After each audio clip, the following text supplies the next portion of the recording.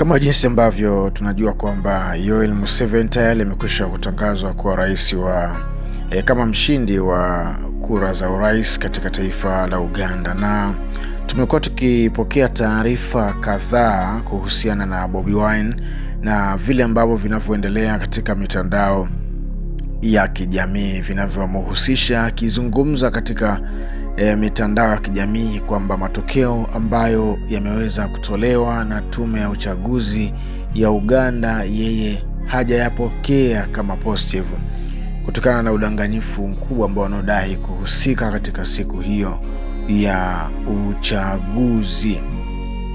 Katika yote ambayo yameweza kuelezwa na mheshimiwa huyu Bobi Wine kwenye mitandao ya kijamii, huyu mgombea urais aliyekuwa mgombea na baadaye kuweza kuwa mshindi wa pili baada ya matokeo kutangazwa. Vipi mapokeo ya wananchi wa Uganda?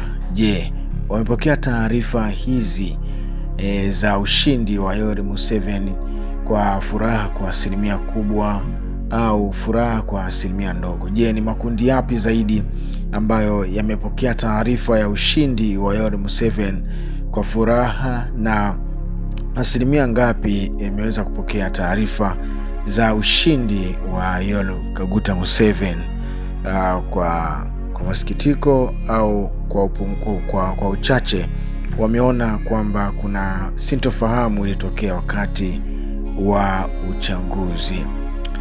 Vipi kuhusiana na Bobi Wine?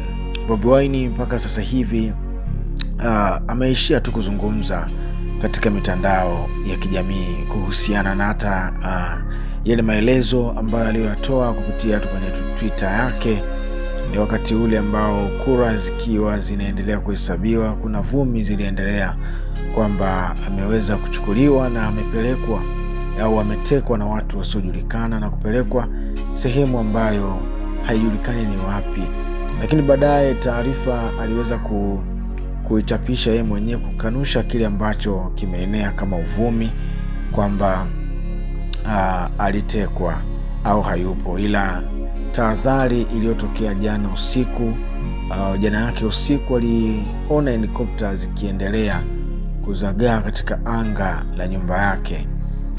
Askari walikuwa wengi kijeshi wamezunguka nyumba yake, hivyo basi busara aliweza kuitumia na kuweza kutoroka katika eneo hilo, na akasema kwamba yuko salama.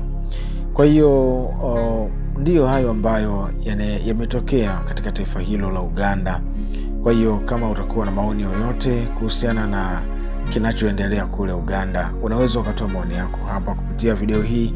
Chini ya video hii pia kuna neno limeandikwa subscribe, ukilibonyeza utakuwa ni moja kati ya watu ambao mtakuwa mkipokea taarifa zetu kwa wakati, na mtakuwa mkifurahia kupata taarifa mpya kila wakati ambapo tunapokuwa tunapandisha, mnakuwa wa kwanza kuweza kuona. Basi fanya usubscribe hapo chini. Wakati huu nikutakia wakati mwema hadi wakati mwingine. Kwaheri.